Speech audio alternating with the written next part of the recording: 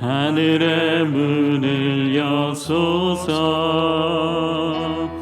이곳을 주목하소서. 주를 향한 노래가 꺼지지 않으니 하늘을 열고 보소서. 이곳에 임재하소서. 주님을 기다립니다. 기도의 향기가 하늘에 닿으니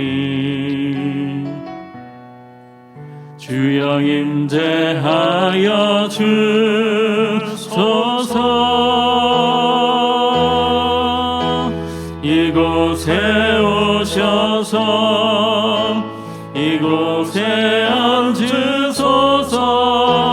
이곳에서 드리는 예배를 받으소서. 주님의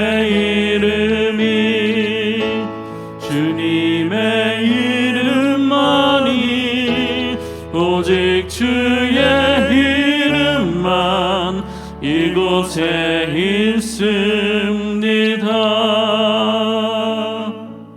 환난 날에 나를 부르라. 내가 너를 건지리니 네가 나를 영화롭게 하리로다. 아멘. 사도신경으로 우리의 흔들리지 않는 신앙을 고백합니다. 전능하사 천지를 만드신 하나님 아버지를 내가 믿사오며 그 외아들 우리 주 예수 그리스도를 믿사오니 이는 성령으로 잉태하사 동정녀 마리아에게 나시고 본디오 빌라도에게 고난을 받으사 십자가에 못 박혀 죽으시고 장사한 지 사흘 만에 죽은 자 가운데서 다시 살아나시며 하늘에 오르사 전능하신 하나님 우편에 앉아 계시다가 저리로서 산자와 죽은 자를 심판하러 오시리라. 성령을 믿사오며 거룩한 공회와 성도가 서로 교통하는 것과 죄를 사하여 주시는 것과 몸이 다시 사는 것과 영원히 사는 것을 믿사옵나이다. 아멘. 앉으셔서 찬송가 539장 찬양합니다.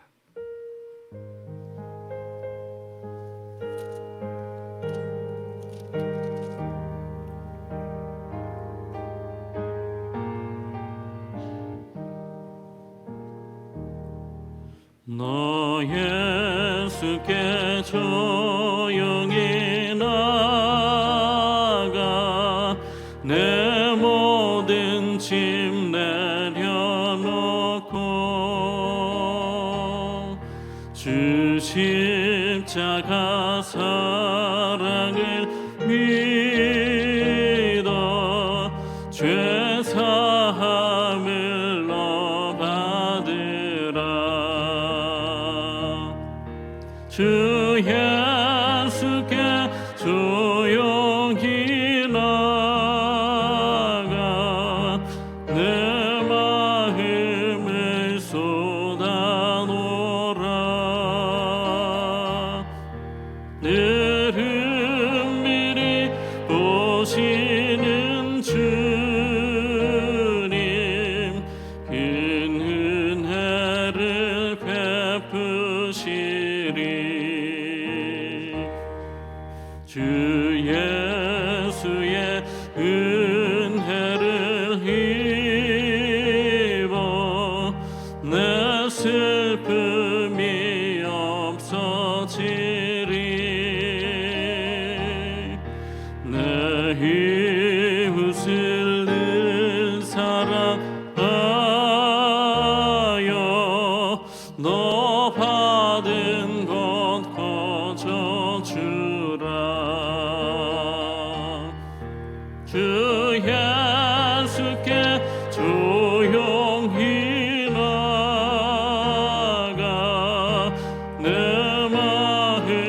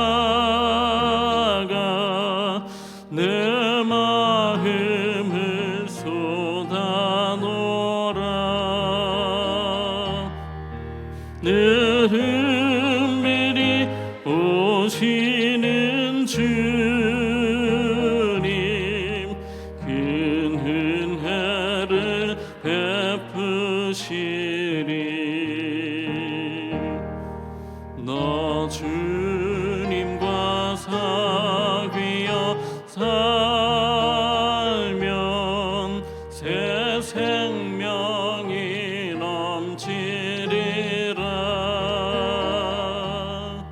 주 예수를 찾느니 앞에 참 밝은 빛 비추어라. 주 예수께 조용히 나가 내 마음을 쏟아놓으라. 늘은 미리 보시는 주님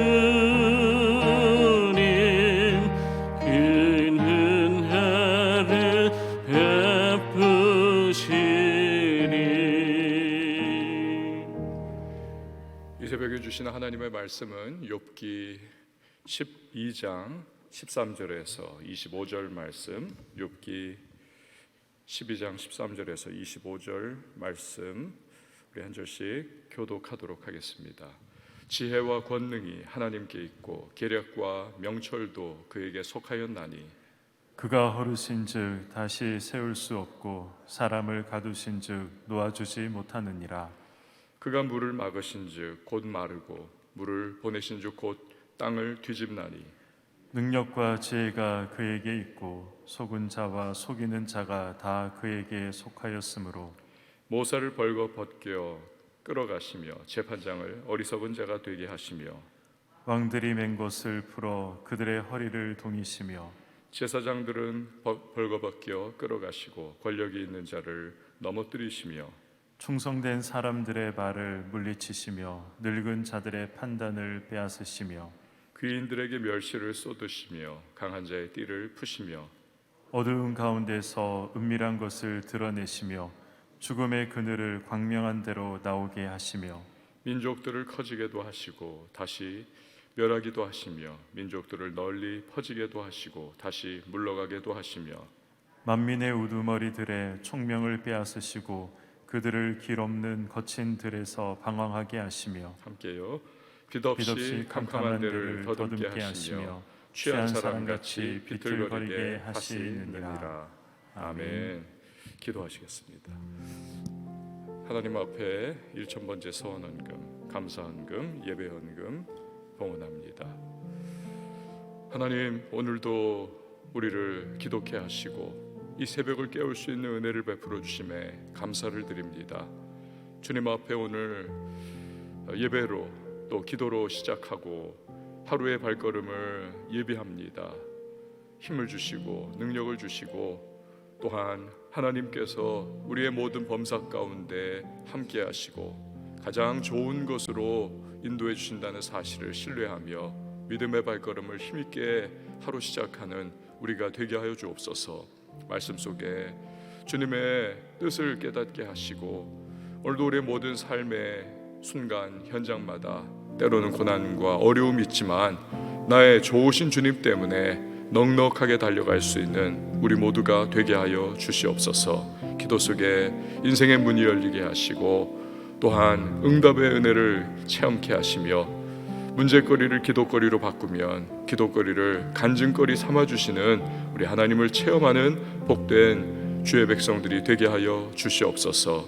귀한 예물 주님 앞에 기도의 소망과 감사의 제목 담아 봉헌합니다. 주님 연락하여 주시고 오늘도 풍성한 응답의 은혜로 함께 하시고 또한 주께서 그 모든 범사 속에 구체적인 삶의 자리자리 순간순간마다 동행하시고 역사하시고 은혜를 허락하여 주시옵소서. 새벽을 섬기는 반주자에게 힘과 건강과 위로로 함께 하시고 또한 기쁨 속에 섬기는 모든 시간마다 하늘의 신령한 은혜와 땅의 기름진 복으로 함께하여 주시옵소서. 이후의 모든 시간을 맡겨드리고 감사드리며 예수님의 이름으로 기도합니다.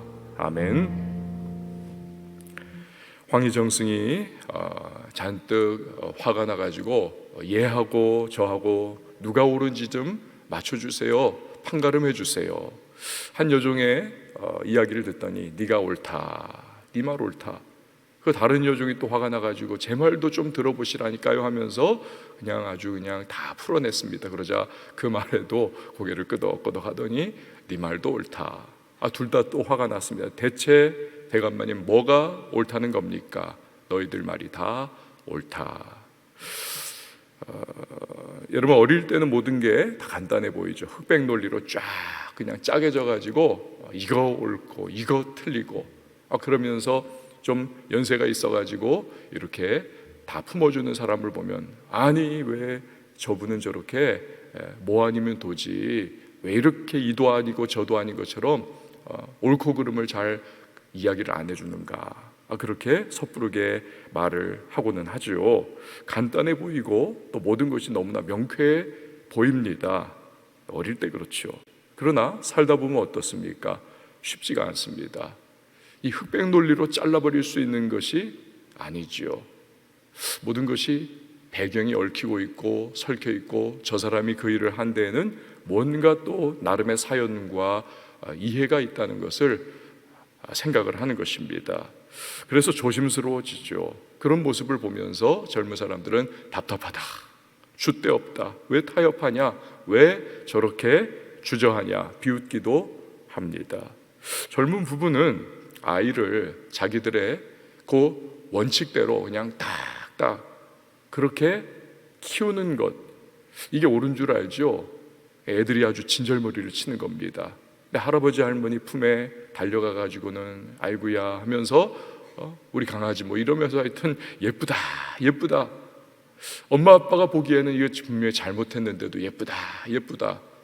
그걸 보면서 왜 할아버지 할머니는 그렇게 손자 손녀를 버릇없이 자꾸 만들어 놓냐 하면서 막 화를 내요. 그거 아니야 하면서 또 할아버지 할머니는 품어주죠. 그러니까 애는 그렇게 크는 거죠.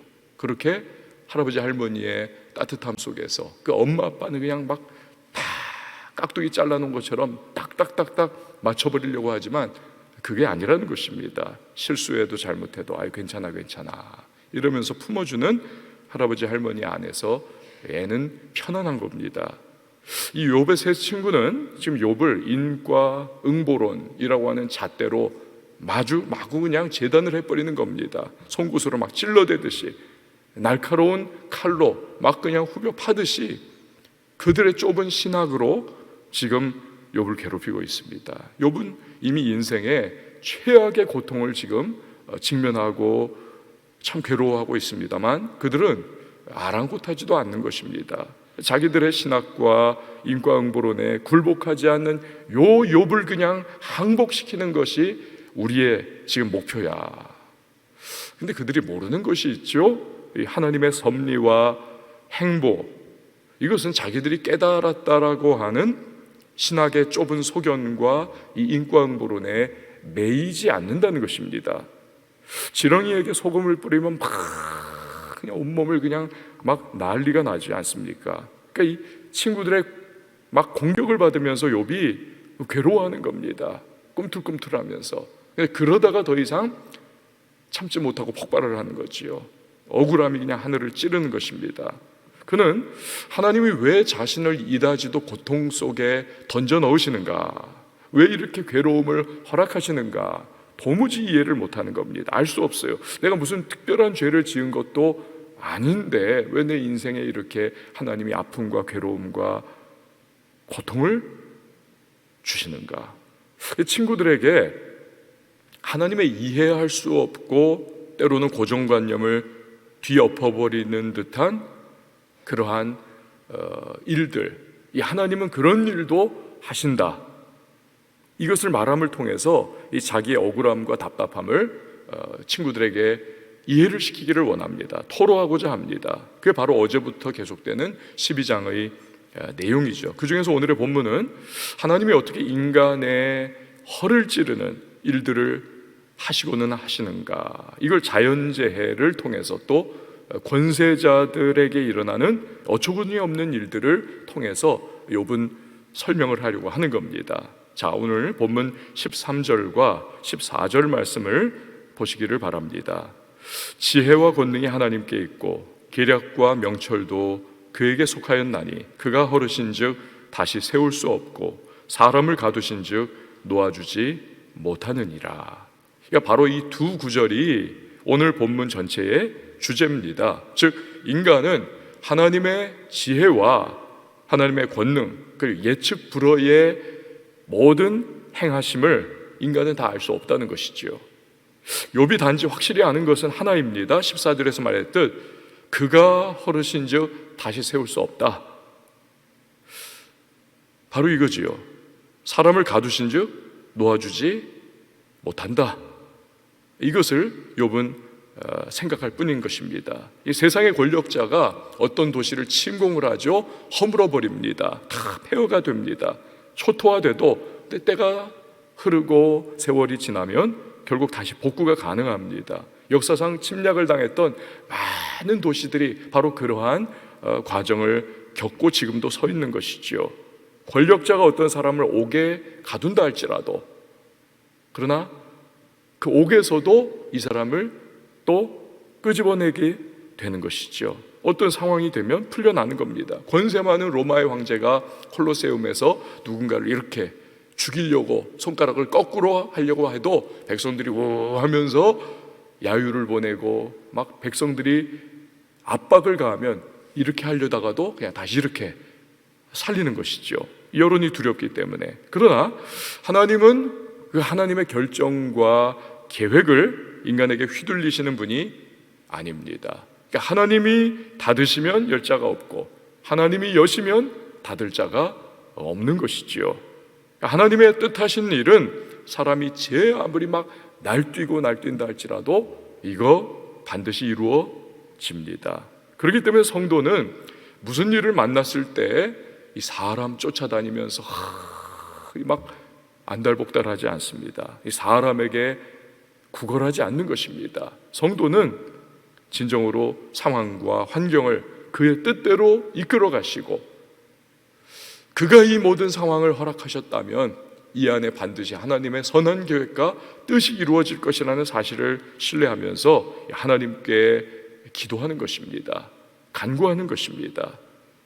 헐고 세우는 문제, 열고 닫는 일이 하나님께 달렸기 때문에 우리는 내 인생이 무너지고 내 삶이 마치 꽉 닫혀 있는 것과 같은 답답한 현실을 직면할 때 우리는 하나님께 부르짖습니다.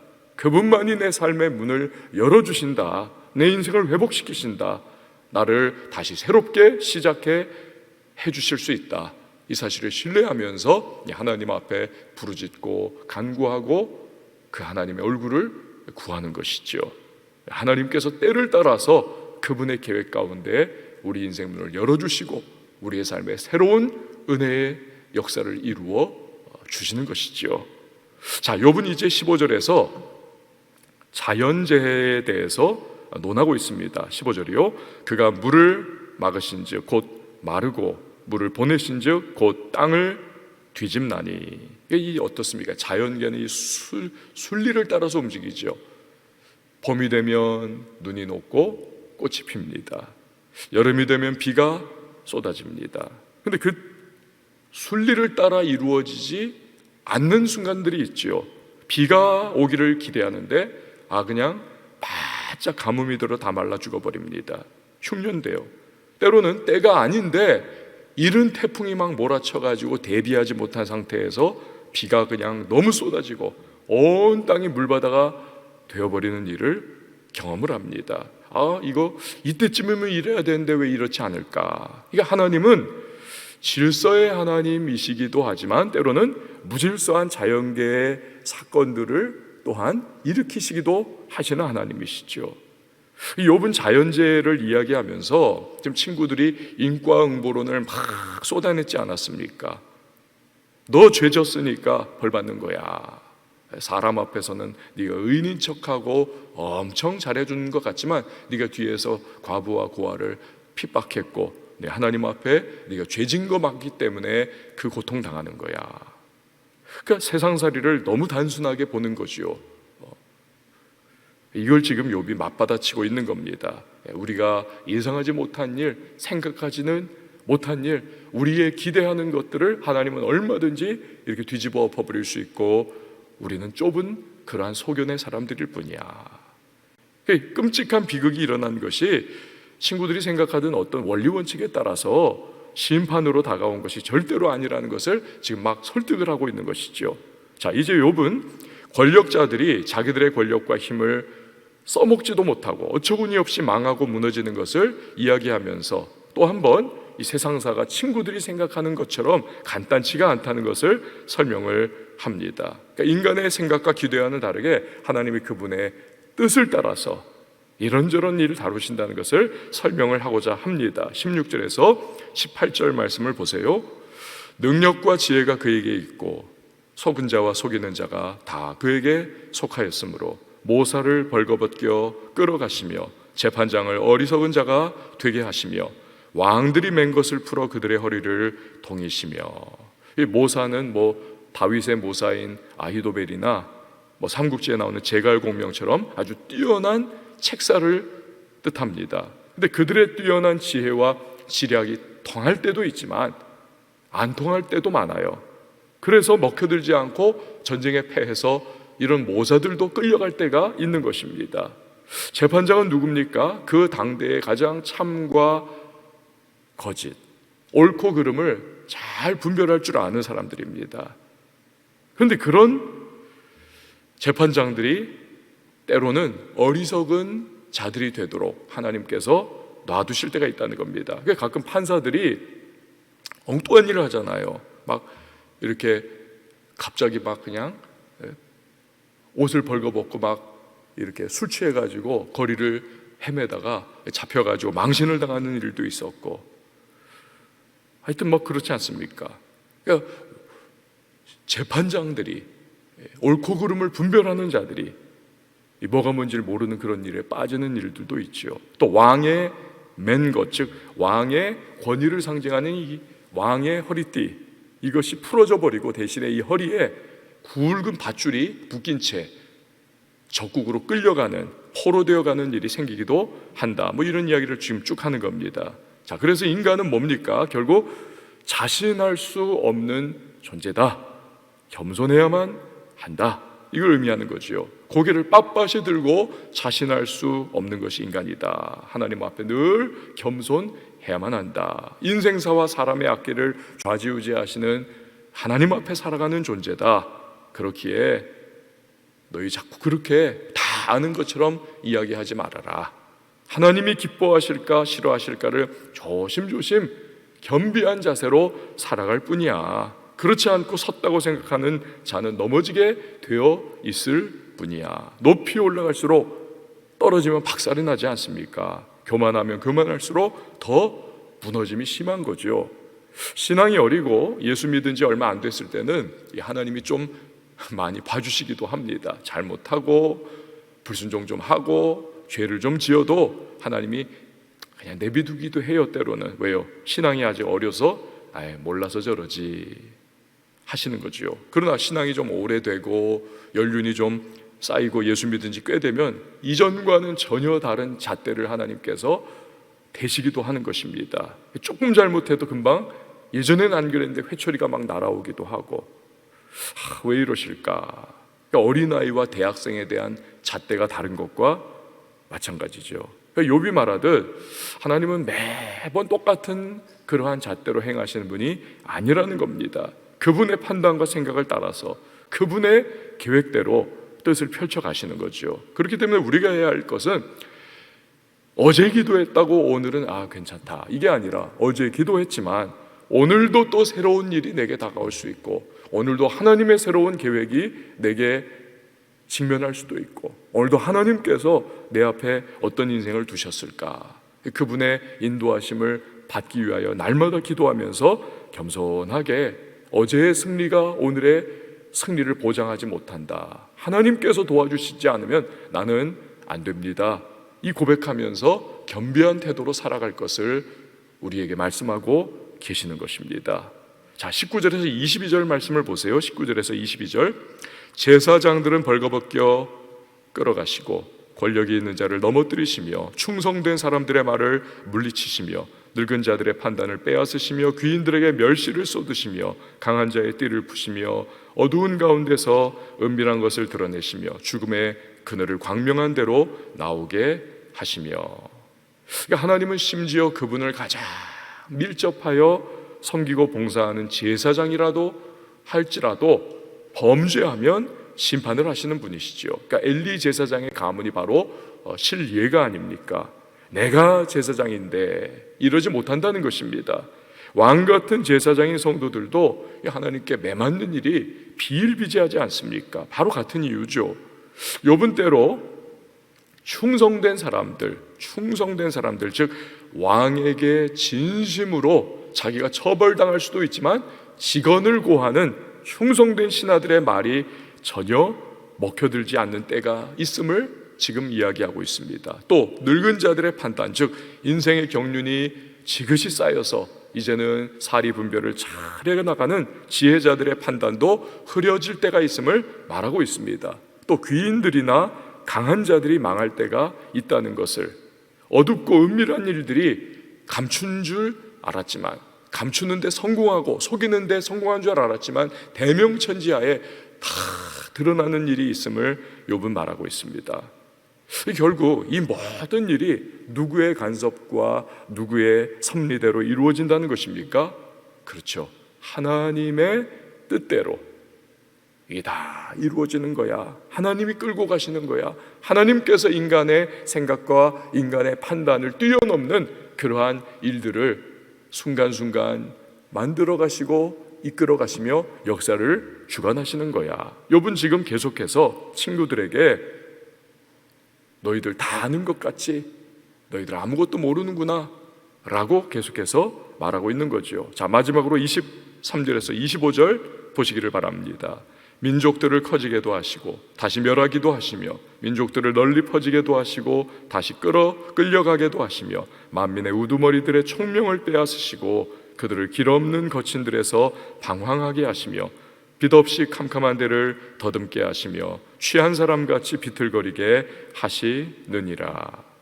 역사가들은 어느 민족의 흥망성쇠를 요로요로 해가지고 어떤 부분이 문제여서 이렇게 된 거야 라고 분석을 하죠. 그러나 사실 흥망성쇠는 하나님의 계획표와 그분의 뜻을 따라 이루어집니다. 역사를 하나님이 주관하시는 거죠. 북한의 김정은이가 권력을 처음 26살이었던가요? 그 새파란 게 쥐었을 때, 야, 이제 금방 무너지겠지. 웬걸요? 더 공고해져 가는 것 같습니다. 아니, 갈수록 더 지금, 야, 어떻게 안 무너지고 저렇게 더 세지나 싶어요. 그러나 하나님께서 이제 여기까지 딱 하시면 언제든 와르르 무너져 내릴 수가 있는 것입니다. 성도가 나라와 민족 위에서 기도하는 이유가 그것이죠. 주여, 이 나라와 민족을 주께서 회복시켜 주시고 저 모든 자유와 인권을 억압하고 핍박하는 신앙의 자유를 다 말살해버리는 악한 정권이 무너져 통일이 이루어지게 하시고 이 민족이 열방의 제사장 국가 되게 하여 주시옵소서. 우린 몰라요, 언제일지. 그러나 기도할 때 하나님께서 그분의 시간표대로 민족의 흥망성쇠를 쥐고 계신 하나님의 섭리를 따라 기뻐하시는 선한 뜻, 주의 계획대로 주님의 때에 이루어 가실 것입니다. 결국 여러분, 오늘 본문에서 욥이 말하고자 하는 바가 무엇입니까? 인간의 모든 생각, 인간의 모든 자랑, 인간이 안전하다 여기는 것, 요 좁은 소견, 이건 하나님의 주권과 그분의 뜻 앞에서 사실은 아무것도 아니라는 것입니다. 욥은 이런 주권적인 뜻을 따라 계획을 가지고 능력대로 섭리하시고 역사하시는 하나님이 지금 나를 다루고 계시고 내 삶에 개입하셔서 이런 일이 일어난 건데 너희가 자꾸 왜 나를 욕하고 정죄하느냐, 그럴 수 없어 라고 분노 가운데 항변을 하고 있는 것이죠. 여러분, 오늘 새로운 하루가 이렇게 시작이 됐습니다. 우리는 본문을 통해서 하나님 한 분 역사를 주관하시고 우리의 환경과 상황을 섭리로 인도해 주시고 오늘도 내 인생사를 주관하시는 분은 그 어떤 누구도 아니라 하나님께서 쥐고 계시다는 사실을 우리는 배우는 것입니다.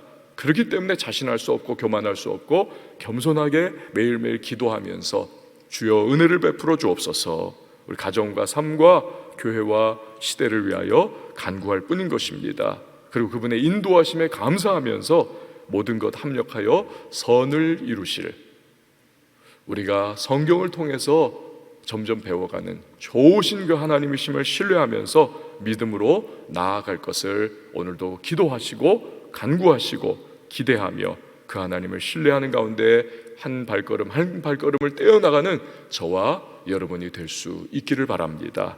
이 시간에 함께 찬양하시고 기도하도록 하겠습니다. 주가 보이신 생명의 길, 주님과 함께.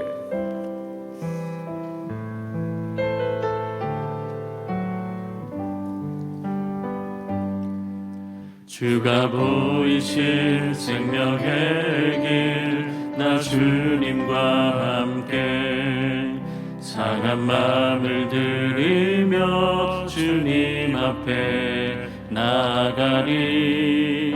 나의 의로움이 되신 주 그 이름 예수, 나의 길이 되신 이름 예수.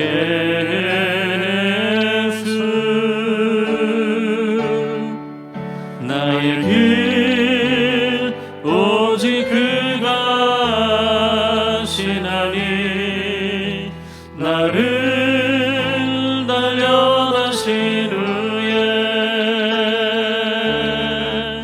내가 정금같이 나의 길 오직 그가 아시나니, 나의 길 오직 그가 아시나니, 나를 단련하신 후에 내가 정금같이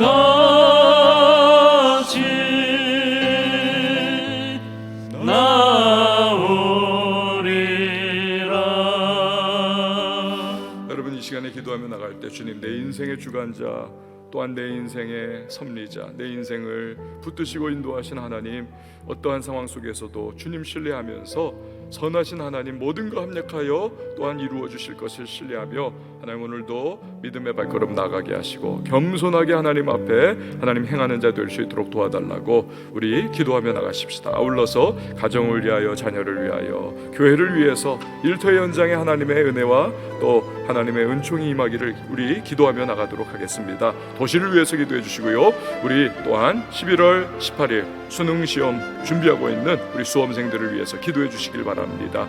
아울러서 태신자들 믿음 안에 잘 정착할 수 있는 은혜를 베풀어 달라고, 또한 우리의 저 다음 세대들 선교사님들을 위해서 김현주 선교사님 망막 치유를 위하여, 비자 문제 해결을 위하여 기도해 주시기를 바랍니다. 나라와 민족을 위해서도 기도할 때에 우리 한번 두 손 높이 들고 주님의 이름 한번 외치고 기도합니다.